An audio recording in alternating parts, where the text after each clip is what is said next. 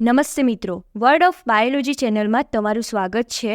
આજે આપણે ધોરણ 12માં સપુષ્પી વનસ્પતિઓમાં લિંગી પ્રજનન વિશે અભ્યાસ કરીશું. સપુષ્પી એટલે કે પુષ્પનું નિર્માણ થશે, બીજ અને ફળનું નિર્માણ થશે. તો એમાં આપણે નીચેના ટોપિક વિશે અભ્યાસ કરવાનો છે: પુષ્પ, ફ્લાવર, પૂર્વફલન, રચનાઓ અને ઘટનાઓ, pre fertilisation, structure and events, બેવડું ફલન, ડબલ ફર્ટિલાઇઝેશન, પશ્વફલન, રચનાઓ અને ઘટનાઓ, post fertilisation, structure and events, અસહયોગી જનન અને બહુભ્રૂણતા, એપોમિક્સિસ એન્ડ પોલીએમ્બ્રીયોની. તો સૌપ્રથમ જોઈએ પુષ્પ. ફ્લાવર આવૃત બીજધારીઓનું આકર્ષક અંગ છે. પુષ્પ ધરાવતી વનસ્પતિનું સંવર્ધન કરીએ અથવા તેનો ઉછેર કરીએ તો તેને પુષ્પ સંવર્ધન એટલે કે ફ્લોરિકલ્ચર કહેવામાં આવે છે. મોર્ફોલોજીકલ અને એમ્બ્રિયોલોજીકલ માર્વેલ્સ, બાહ્યકાર વિદ્યાકીય અને ભ્રૂણ વિદ્યાકીય રીતે તે અદ્ભુત છે. અહીં તમને આકૃતિ આપી છે જેમાં પુષ્પાસન, વજ્રચક્ર, દલચક્ર એટલે કે બિનઆવશ્યક ચક્ર જોવા મળે છે. ત્યારબાદ શ્રીકેસર ચક્ર, પુંકેસર ચક્ર એમ આવશ્યક ચક્ર જોવા મળે છે. તો પુષ્પ સર્જનના ઘણા સમય પહેલા નિયત જગ્યાએ પુષ્પ નિર્માણનો નિર્ણય લેવાઈ ગયો છે. પ્રરુનો અગ્રીય ભાગ કે જેમાં અંતઃસ્રાવીય અને રચનાકીય ફેરફારો જોવા મળે છે. પ્રરુનો અગ્રીય ભાગ છે કે જેમાં પુષ્પીય પ્રવર્ધો તે બનાવશે. તેની ઉપર પુષ્પ વિન્યાસનું નિર્માણ થશે. પુંકેસર સ્ટેમેન કે જે નર પ્રજનન અંગ છે કે જેને એન્ડોસિયમ કહે છે. લાક્ષણિક પુંકેસર. પુંકેસરમાં આપણે આકૃતિ જોઈએ તો પરાગાશય, યોજી અને તંતુ જોવા મળે છે. પરાગાશય એન્થર કે જે બે ભાગમાં વિભાજિત છે. બાયલોબ્ડ એટલે કે દ્વિખંડીય છે. દરેક ખંડ કે લોબમાં બે કોટરો હાજર છે. પરાગાશય ચતુષ્કોટરીય છે એટલે કે ટેટ્રાથિકસ. પરાગાશય અને તંતુને એક જોડતો ભાગ આવેલો છે જેને યોજી કહેવામાં આવે છે. તંતુ, ફિલામેન્ટ, નિકટવર્તી છેડો અને દૂરસ્થ છેડો.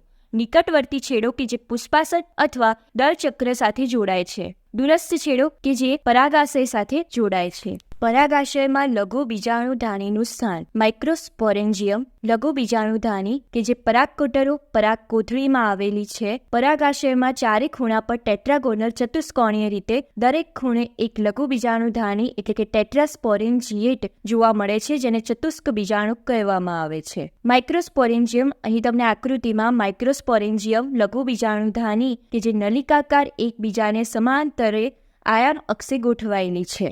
પરાગાશયનો આડો છેદ ટીએસ ઓફ એન્થર. બહારની બાજુએ અધિસ્તર એપિડર્મિસ રક્ષણાત્મક છે. તંતુસ્તર સ્ફોટીસ્તર કે જે પરાગાશયના સ્ફોટનમાં મદદ કરે છે અને આલ્ફા સેલ્યુલોઝ તંતુઓ આવેલા છે. મધ્યસ્તર મિડલ લેયર અલ્પજીવી 1 થી 3 સ્તર ધરાવે છે. ત્યારબાદ પોષક સ્તર ટેપેટમ જોવા મળે છે.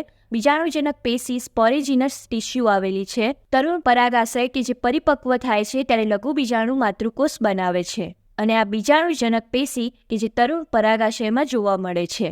અહીં તમને એક આકૃતિ આપી છે જેમાં અધિસ્તર, તંતુસ્તર અને મધ્યસ્તર જોવા મળે છે કે જે રક્ષણાત્મક અને સ્ફોટનમાં મદદ કરે છે. ટેપેટમ પોષક સ્તર. એમએમસી માઇક્રોસ્પોર મધર સેલ લઘુ બીજાણુ માતૃકોષનું નિર્માણ થાય છે.